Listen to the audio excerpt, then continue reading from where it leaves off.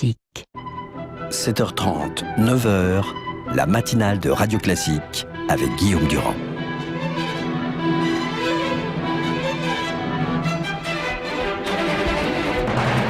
L'invité politique sur Radio Classique et LCI. Voilà, prise d'antenne avec Florian Philippot. D'abord, je suis ravi de vous retrouver sur l'antenne de Radio Classique et de LCI. Et Florian Philippot, vous le savez, le numéro 2 du Front National. Est-ce que vous n'avez pas le sentiment que ce qui va se passer le 17 avril était inexorable? Vous en avez forcément parlé avec Marine Le Pen, à savoir que le choc allait avoir lieu un jour ou l'autre. J'espérais, si vous voulez, que non, parce que je me souviens, moi, du Jean-Marie Le Pen des élections européennes, qui faisait une campagne impeccable, et qui faisait encore plus de 28% des voix dans sa grande région, qui était en tête, vous voyez. Donc, je n'ai pas compris ce qui s'était passé ces dernières semaines, une espèce de stratégie de la tension, de provocation permanente sur des prises de position inacceptables et très, très éloignées de la ligne du Front National. C'était pas nouveau dans son cas. Vous le savez, quand vous êtes rentré au Front National, en venant d'ailleurs, vous saviez qu'il y avait le détail de l'histoire, qu'il y avait Jean-Marie Le Pen, qu'il y avait une certaine forme Marine Le Pen, révisionnisme. moi j'ai rejoint le Front National présidé par Marine Le Pen, et Marine Le Pen avait levé l'hypothèque. Et depuis que Marine a été présidente du Front, jamais, par exemple, il n'avait reparlé du détail. On pensait que ça faisait partie du passé. Et alors là, il ressort cela, plus d'autres choses parfaitement inédites, contre la démocratie. Voilà, je veux dire, au bout d'un moment, Marine Le Pen s'est dit trop c'est trop, et je crois qu'hier, dans son intervention, qui a été quand même remarquée, et je crois remarquable, elle a pris une hauteur de vue, elle avait une dignité dans l'émotion, ça se voyait, ça se sentait et ça se comprend bien sûr, mais justement elle a été capable d'endosser cet habit de femme d'État en montrant qu'elle faisait passer l'intérêt supérieur du mouvement et donc de la France, et donc des Français, avant des considérations personnelles ou familiales. Voilà, aux questions psychologiques, elle a souvent répondu par des questions politiques, mais je crois que vers la fin, soyons clairs, et après il n'y a pas beaucoup de questions qui vont se poser, vers la fin, on a senti comme une sorte d'inquiétude concernant le 17 avril. Qu'est-ce qui va se passer? Il a dit ce matin qu'il allait venir, elle a dit qu'elle allait voter évidemment contre sa candidature dans le Sud-Est et finalement, d'une certaine façon, la fin de sa carrière politique, mais lui, il peut très bien continuer. Non, il y a deux choses. Il y a le bureau politique du 17 avril, effectivement, pour l'investiture en PACA, et elle a dit très clairement qu'elle s'opposerait à son investiture. Et bon, voilà. Elle peut continuer. Non, mais il n'aura pas l'investiture du Front National en PACA. A priori, si le bureau politique suit Marine Le Pen, j'imagine pas autre chose. Pour le reste, il y a une procédure disciplinaire qui est ouverte. Oui. Parallèlement, et il viendra devant le bureau exécutif réuni en commission de discipline, et ça c'est autre chose. Mais d'accord, mais dans les deux cas, il peut totalement refuser de se soumettre, il peut se présenter à titre individuel et il peut vouloir rester au Front National malgré les décisions que vous allez prendre. Ah non, on verra s'il reste au Front National ou pas, et je crois que ce qui a été fort aussi dans l'intervention de Marine Le Pen hier, c'est de lui dire, peut-être qu'il faut avoir la sagesse maintenant de savoir partir. Mais je crois qu'elle l'a dit dignement. Il faut, quand on crée un trouble aussi profond parmi les sympathisants, les électeurs, les militants, il faut peut-être avoir la sagesse de partir. Je crois qu'elle l'a dit, la mort dans l'âme, mais elle l'a dit. Il ne fera pas, il dit, elle cherche ma mort et elle va provoquer la mort du Front National. Eh bien, pour le reste, s'il veut partir dans une aventure personnelle, mais j'en doute, je ne vois pas pourquoi il ferait cela. Ça devient la vôtre. Par exemple, si en PACA il part dans une aventure personnelle sans le soutien du Front National, ça devient une aventure totalement personnelle. Mais ce sera sans le soutien du Front National. Ça va être un problème pour vous, parce qu'il ne va pas faire 2%. Mais je sais pas, mais je me place pas dans cette perspective. Puis vous avez une liste, il faut 200 personnes. Bon. Ça veut dire? Il faut réunir 200 personnes pour faire une liste au régional. On n'est pas tout seul candidat au régional. Non, mais j'ai pas dit le contraire. 200 personnes paritaires. Vous êtes certain qu'il n'obtiendra pas justement... Mais je ne sais pas, mais pour l'instant, il a dit pour l'instant, on en est au stade où il sollicite l'investiture du Front National. Marine Le Pen a dit qu'il n'aurait pas l'investiture du Front National et que le bureau politique se prononcerait le 17 avril. J'en suis là et je pense que les choses sont très très claires. Mais ce qui est important, vous voyez, c'est que Marine Le Pen s'est pas dérobée.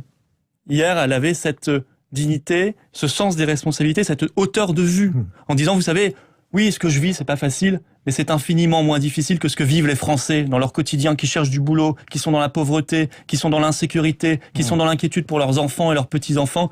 Et ça, je crois que c'est le discours d'une femme d'État, véritablement. Et il n'y en a pas beaucoup aujourd'hui, des hommes et des femmes d'État dans la vie politique française. Sur BFM TV, Jean-Claude Martinez, qui est toujours en train de défendre Jean-Marie Le Pen, disait, au fond, tout ça, c'est la captation d'héritage d'une fille derrière son père. Il était très désagréable avec vous et tous ceux qui font partie de la jeune garde en vous traitant de chihuahua. Et ce matin, Jean-Marie Le Pen chez RTL disait « Monsieur Philippot est une pièce rapportée. Monsieur Philippot joue à un jeu personnel. C'est un suicide politique pour Marine Le Pen. » Donc il va pas se taire.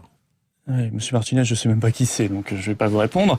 Quant à Jean-Marie Le Pen... Vous savez très bien qui c'est, il a quand même été compagnon de Jean-Marie Le Pen pendant des années. Moi, quand je suis arrivé, ça faisait longtemps qu'il était parti, je l'ai jamais croisé. Jean-Marie Le Pen, moi je rentrerai pas dans un sujet personnel, voilà. Je suis une pièce rapportée, oui, je travaille avec Marine Le Pen depuis 6 ans, et plus de la moitié de nos adhérents sont des adhérents qui ont moins de 3 ans de carte au Front National. Donc, je veux dire, on est nombreux à être des pièces rapportées, ça veut pas dire grand-chose. Et je veux pas rentrer dans ce petit jeu-là, je crois que c'est pas à la hauteur.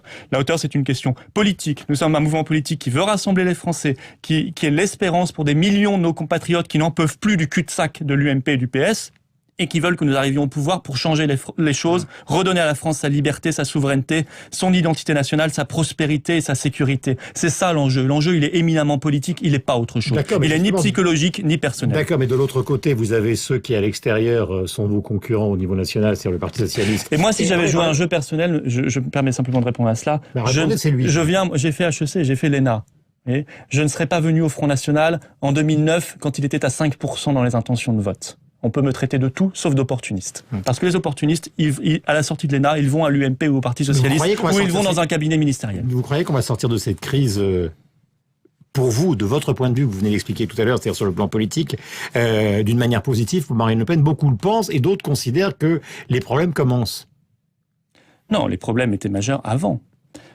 Bien sûr que c'est une crise dont on se serait bien passé, mais si elle permet d'assainir des choses et de rappeler des positions fortes de fond, une ligne patriote, républicaine, nationale, résolument tournée vers l'avenir, alors oui, il en sortira quelque chose, bien évidemment. Et je crois que les Français, et beaucoup des Français, nos sympathisants, attendaient une clarification qui est maintenant venue. Attendaient que Marine Le Pen endosse véritablement cet habit de femme d'État. Elle l'a endossé, en tout cas très clairement hier soir. Et ça, je crois qu'effectivement, elle a pris une nouvelle dimension, Marine Le Pen. Hier. Véritablement, elle a pris une nouvelle dimension qu'elle n'avait jamais eue pour l'instant. En tuant son père. Non, pas en tuant son père, c'est en prenant ses responsabilités politiques et en ayant d'ailleurs la dignité de dire, voilà, peut-être que la sagesse, c'est maintenant de savoir partir. Dans la vie, il faut savoir parfois partir, et c'est vrai pour tout le monde. Manuel Valls et Bruno Le Maire considèrent que l'éventuel départ de Jean-Marie Le Pen ou l'éventuelle clarification idéologique du Front National ne change rien, et ils disent dans des formules différentes, et les uns et les autres, ou et l'un et l'autre, au fond, ça reste un parti d'extrême droite avec un programme d'extrême gauche. C'est ça leur argumentaire. Ah oui, il est très malin leur argumentaire. Un parti d'extrême droite avec un programme d'extrême gauche, vous dites, c'est très cohérent et très logique. Qu'est-ce qu'ils disent en substance? Ne tremblerait-il pas, messieurs, vous dites Valls et Le Maire, de voir un Front National qui va devenir demain encore plus performant? C'est peut-être ça le motif de leur inquiétude. C'est de voir que le Front National, oui, il est prêt à arriver au pouvoir et qu'il va s'en donner les moyens. Et qu'il va devenir une machine demain encore plus innovante, encore plus performante, encore plus implantée, encore plus professionnelle. Voilà.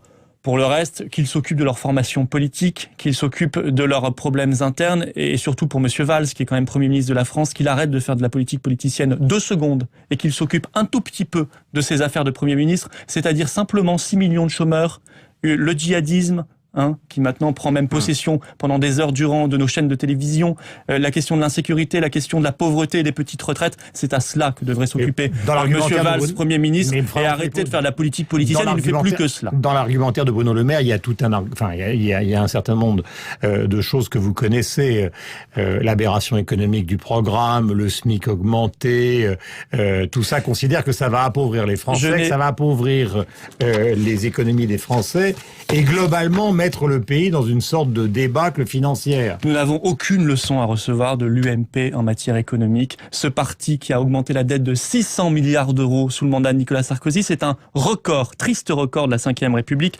L'argument, c'est la crise, la double crise. Oui, bien sûr, c'est facile. Sauf que la Cour des comptes avait dit elle-même, ça a été calculé cela. La Cour des comptes avait dit elle-même que 1/3 seulement de la hausse de la dette était due à la crise et 2/3 à cause de la politique de Nicolas Sarkozy. Donc pas de leçon à recevoir de ces gens-là. Ces gens-là sont en train l'augmentation du SMIC, l'augmentation des petites retraites, la sortie d'une certaine manière du système monétaire européen, tout le monde... Il n'y a pas assez de pouvoir d'achat. Il y a plein de gens qui considèrent, y compris des gens qui ne sont pas à l'UMP ni au Parti Socialiste, mais qui peuvent être des économistes, considèrent que tout ça est extrêmement dangereux. Oui, il n'y a pas assez de pouvoir d'achat. Oui, il n'y a pas assez de pouvoir d'achat en France et les salaires et les retraites sont trop bas. Mais comment on réagit? Eux, que nous disent-ils? Ils nous disent, adaptez-vous. gérer la pénurie, baisser les salaires, continuer de baisser les retraites, toujours moins de pouvoir d'achat. C'est pas une politique, ça. Ça, c'est une capitulation. Par exemple, ce matin, ça, c'est une capitulation devant la crise. Si vous êtes au pouvoir, Florian Philippot, vous augmentez les aiguilleurs du ciel. Vous descendez leur retraite à 57 ans. Non, vous la maintenez à 57 ans, alors qu'on voulait passer à 59. Pas de corporatisme. On dit, la machine France doit être relancée et créer de la valeur et de la richesse.